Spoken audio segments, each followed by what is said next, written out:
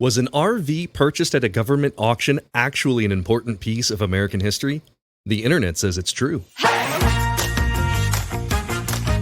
Welcome to The Internet Says It's True, where every week we learn something that sounds like it's made up, but it's really true, part of the WCBE podcast experience. My name is Michael Kent. Welcome back. I've got a brand new episode for you this week.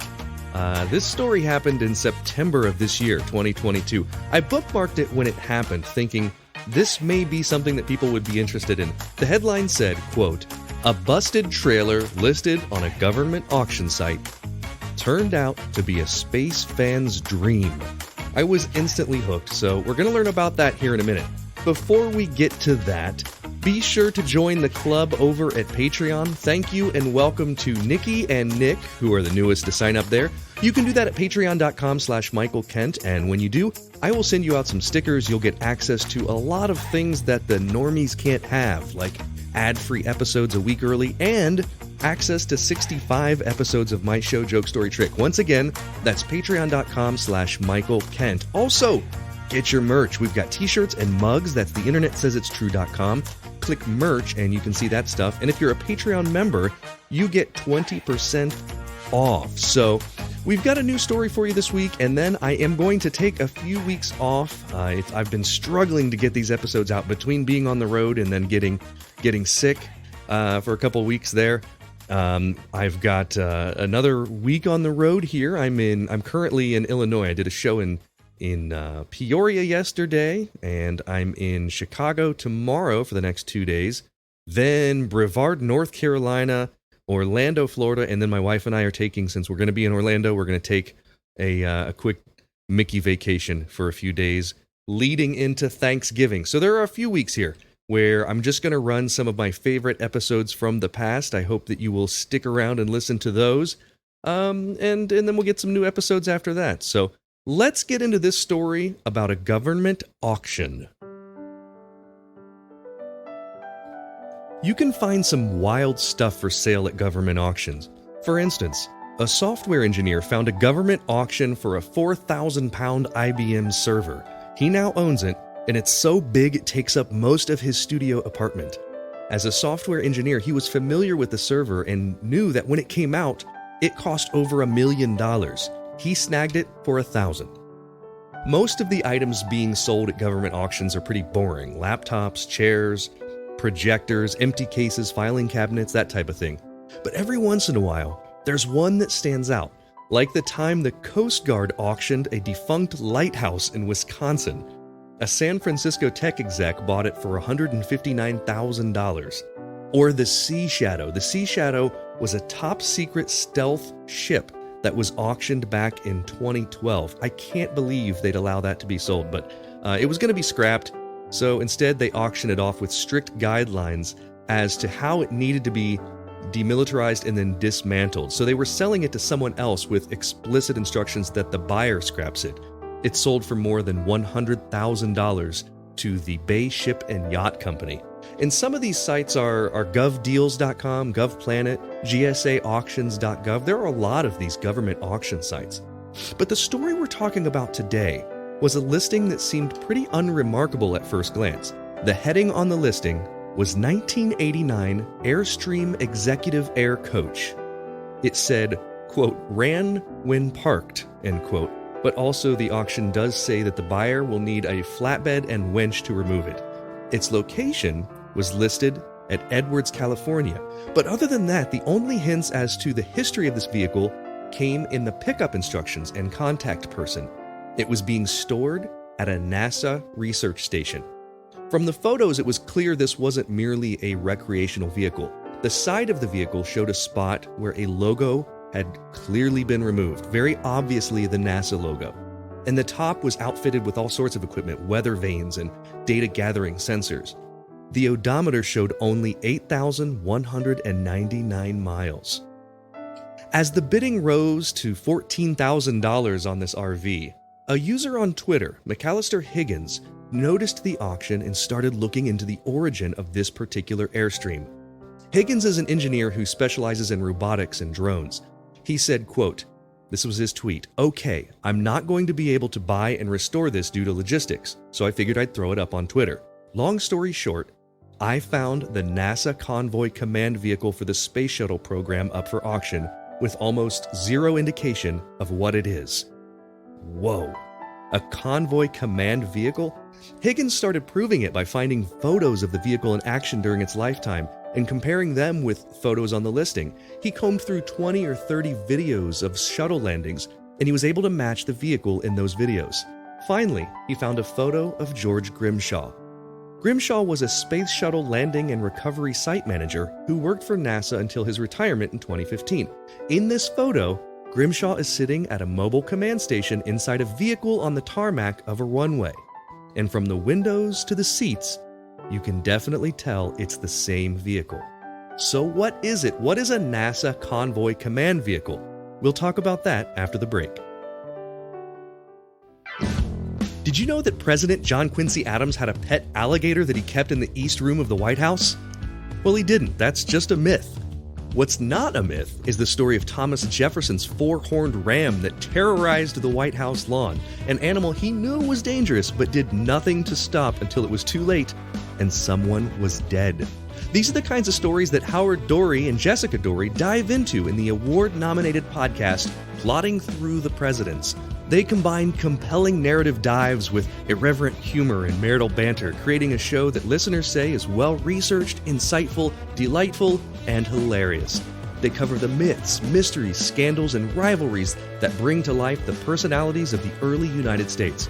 And they go beyond just the presidents, digging into folks like Benjamin Rush and Gouverneur Morris, two fascinating founders, neither of whom should be trusted with sharp objects.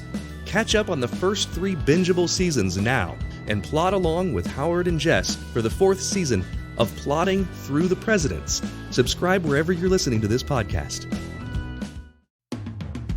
If you love listening to this podcast every week and you want to show your support, that would mean a great deal to me. You can do that by becoming a Patreon member. We've got members at all levels, whether you want to pledge $1 a month or $10 a month. Just think about the value that you receive from this show. And if you like the histories and the stories that you learn about or the jokes that you hear, and if you think that they're worth it, consider signing up. For that, you get every episode ad-free and a week early, access to bonuses like the unedited videos of the guest appearances, and 20% off all merchandise. You can sign up today at patreon.com/Michael Kent. That's patreon.com/Michael Kent. This is an ABC News special. It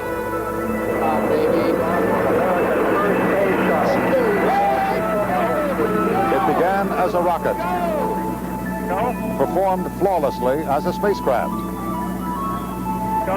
Now must return to Earth without power in a steep glide to home.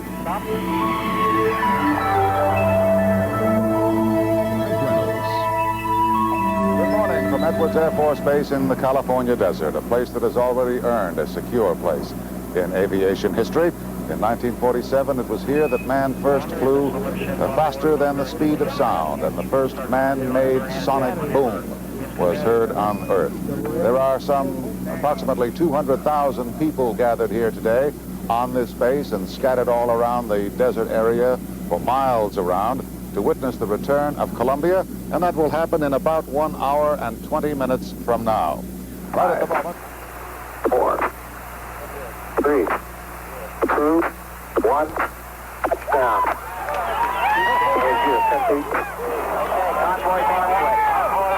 We'll stop on the Columbia. We'll stop. The convoy is on the way now.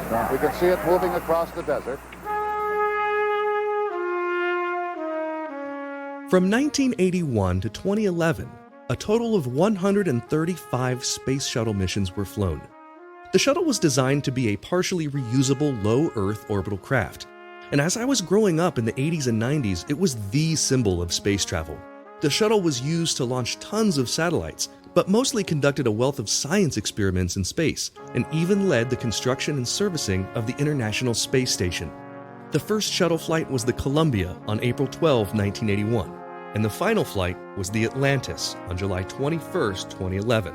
The shuttle program was retired for a few reasons, but the biggest reason was the cost. It was much more expensive than they originally planned.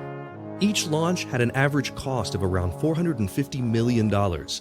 And the entire concept of the shuttle was to eliminate the wasteful practice of discarding expensive rockets on each launch. It didn't achieve that goal. While the shuttlecraft was reusable, the solid rocket boosters and external fuel tank would be lost each launch. And then there's the business aspect of it. Companies who wanted to pay the government to launch satellites with the space shuttle couldn't afford it. They found out it was just cheaper to build their own rocket unmanned and launch it themselves. And the turnaround to get the orbiter back in space after landing was just too long. Then there was the issue of safety. The Challenger explosion opened NASA's eyes to the real danger of these space shuttle missions, especially during a time when spaceflight had become so commonplace we were starting to experiment with the idea of non-astronaut civilians flying to space. But it was the Columbia disaster 17 years after that really got NASA thinking about how unsafe the flights were. Wing damage from falling insulation was unpredictable, and it had happened during several flights. It was the thing that caused the Columbia disaster. The cancellation of the space shuttle program was announced by President George Bush in 2004, and the last flight happened in 2011. For the next 9 years, American astronauts used Russian rockets to get to the ISS, basically until SpaceX in 2020. So let's get back to this vehicle, this 1989 Airstream RV. As we talked about, McAllister Higgins on Twitter discovered that it was a NASA Space Shuttle Command Convoy vehicle. And furthermore, it served as that command vehicle for 54 missions.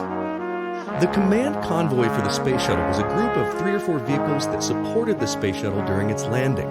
This particular vehicle was the lead vehicle in the convoy at Edwards Air Force Base. Edwards was the backup runway for the craft to land on. And even so, even as the backup, it still ended up being used for 54 missions. The team that coordinated the convoy and communicated with the NASA Shuttle Recovery Team operated from within this RV. It was the base for the convoy commander. It was fitted with weather instruments, communication tools, and computers so that the operators could look out the side windows as a sort of mobile command unit.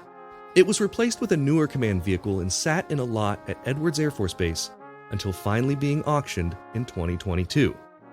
The communications equipment had been stripped from the inside. The NASA logo, as I said, was pulled off the outside and it no longer ran.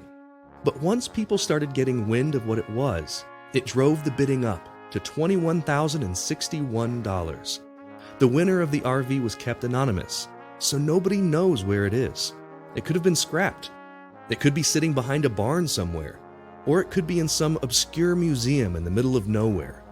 But I'll tell you for certain, if you're like me, you heard this story and we all did the same thing. We ran to those government auction sites to see what other hidden treasures we could find.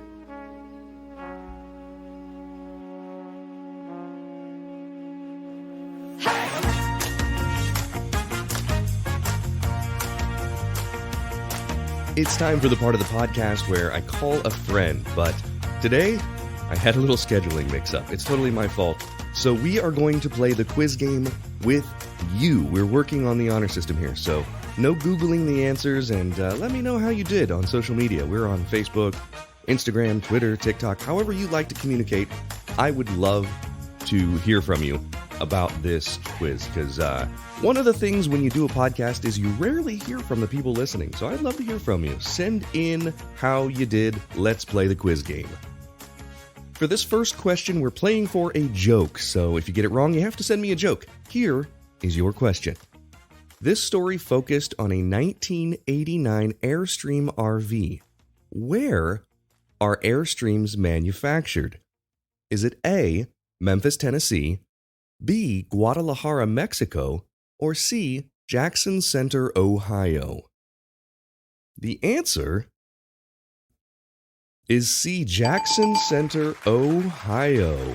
They are manufactured and assembled there 100% in Ohio, from initial chassis assembly through final quality assurance. It all happens right there in Ohio. I would love to tour that factory sometime. I did do a magic show one year for some folks who work there. And they had all kinds of stories about celebrities that they'd made custom Airstreams for. And they had just finished a pink one for, oh my gosh, I think maybe like Miranda Lambert or something. I can't remember who it was, some country artist. So, all right. So if you got that wrong, go ahead, send me in a joke. If you got it right, congratulations, you're 1 for 1. Here, let's go on to question 2. And for this question, we're going to be playing for an admission of something we want to do better this year. So send that in if it's something you don't mind sharing with the world. Between 1981 and 2011, NASA launched 135 shuttle missions. How many actual space shuttle vehicles were there? How many actual space shuttles existed? Here are your choices. Either A, 6, B, 24, or C, 43.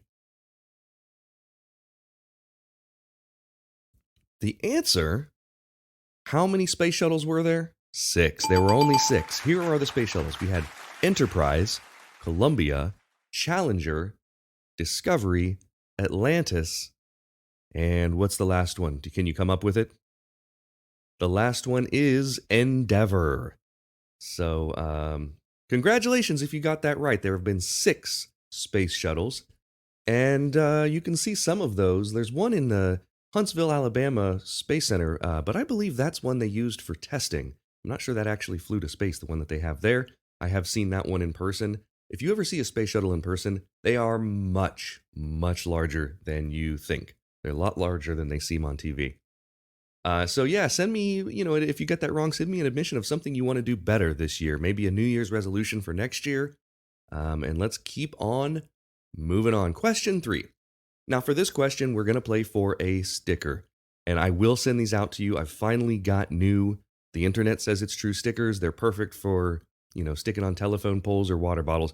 Which one of these was a real listing on a government auction website? A, an entire small town in Nevada. B, an apartment community in North Carolina. Or C, a defunct army base in Nebraska.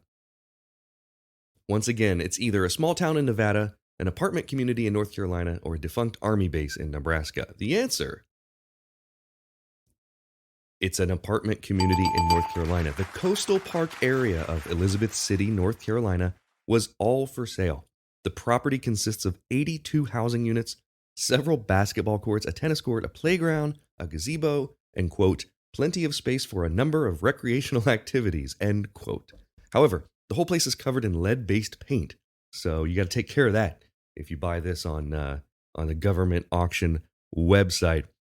So if you got that right, if you guessed B, an apartment community in North Carolina, send me in your mailing address on our website on theinternetsaysetstrue.com. You can use the form right there. Send me in your address. I will send you for free a sticker that you can put on your whatever you put stickers on. Let's move on. For those of you who've gotten them all right, congratulations, you're 3 for 3. Let's move on to question 4.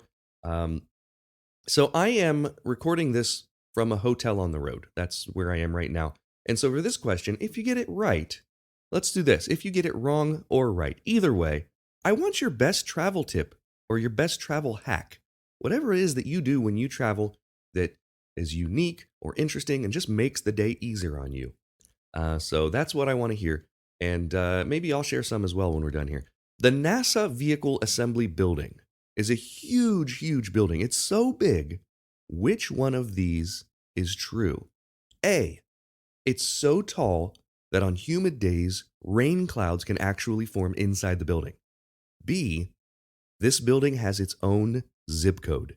Or C, it would take 4 full 8-hour days in order to visit every room in the building. So once again, A, it's so tall that rain clouds can form inside of it. B, has its own zip code. Or C, it would take 4 full days to visit every room in the building. The answer is, believe it or not, A. It is so tall that on humid days, rain clouds can form near the ceiling inside the building. Now, to counteract this, this building also has one of the world's largest air conditioning systems. That's true. Absolutely incredible. So here's a travel hack for you. In addition to, earplugs and face masks and all that stuff when you're trying to sleep in a hotel room, it's always difficult because there are different conditions. There's sound, there's lights that you're not used to. So you don't want that morning light to come in. You grab one of the coat hangers from the closet, the one that has the pants clips on it, right? and you use those clips to hold your curtains together at the window, and that keeps them nice and closed. So what I do is I overlap them and then I fold them, and that's how I keep that together. Let's see, another thing I do is I unplug the alarm clock. I'm sure that the hotel staff that comes to clean the rooms hates that because they have to plug it back in and reset it. But I do not know if that alarm was set by the previous guest and never reset. I don't even know if it's right. And I trust my phone because my phone is getting updates of the time, and I use that as my alarm clock. So I unplug the alarm clock and I take all the stuff that's on the bedside table, all the laminated, channel lists and offers and all that stuff, and I open the drawer and I put it all in that drawer. And that way, when it's early in the morning and I need to get up and go to the next place, I know that everything on that table, other than the alarm clock and the lamp, are mine. It needs to go in my pockets. So that way I don't miss anything, don't lose anything. All right, let's move on. If you've gotten all 4 right, that is amazing. And this one is for all the marbles. If you get this wrong, you're never allowed to listen ever again. Here's your question. I want you to send me in your answer. Is there life on other planets? Send me in your answer, whatever you think. I want to hear what you think about this. I personally think there is definitely life outside of Earth, but we don't know what that looks like. We don't have any proof of that. I'm not convinced they have ever visited Earth. Now, that is a controversial thing, I understand, because more and more there are videos that come out, but I have yet to see a video, including the Navy videos that have been released. I have yet to see a video that's really convinced me. But when you look at the expanse of the universe and how many planets there are with similar conditions to Earth in terms of what's necessary for life to thrive, it's silly to think we're the only one where this is has evolved into life. I think it has to exist on other planets, and just due to the vast expanse of our universe. So I'm curious what you think. So send me in your answers. I also want to hear what you thought about this podcast. I have a great time doing this. I do plan on doing more, but as I said, I am going to take a small break because I'm just a little too busy right now, and I'm heading into a vacation. So after my vacation, we'll probably take a few weeks of rerun episodes, but do not worry, I will be coming back with more episodes. I can't wait. I have a list of some great topics, and every day I get more. So I want to thank you for listening. That's our show for this week. Here is the voice of a robot I purchased at a government auction. Thank you for listening to The Internet Says It's True. To listen to episodes ad-free and a week early, support us on Patreon. You can do that at patreon.com/Michael Kent. If you learned something just now that you didn't already know, go to the Apple Podcast app and leave us a review with 5 stars and a few words. That helps us a ton, because that's how the algorithm works. I don't know what an algorithm is, but just do it. See you next week for a brand new episode of The Internet Says It's True! The Internet Says It's True would like to thank the Patreon subscribers whose monthly contributions help to make this show possible. Dallas Ray, Sean Brown, Bryce Swanson, Eugene Anderson, Matt McVeigh, Jim Martin, Joanne Martin, and the show's official Emperor Kick Track. The show is written and produced by me, Michael Kent. The theme song is by Finite Music Forge, and additional music this week was from Asher Falero and the Westerlies. All audio clips in this episode are used for education and commentary and used under Fair Use Title 17 U.S.C. Section 107. You can listen to past episodes by searching for The Internet Says It's True wherever you get your podcasts, and you can see bonus content at patreon.com/Michael Kent.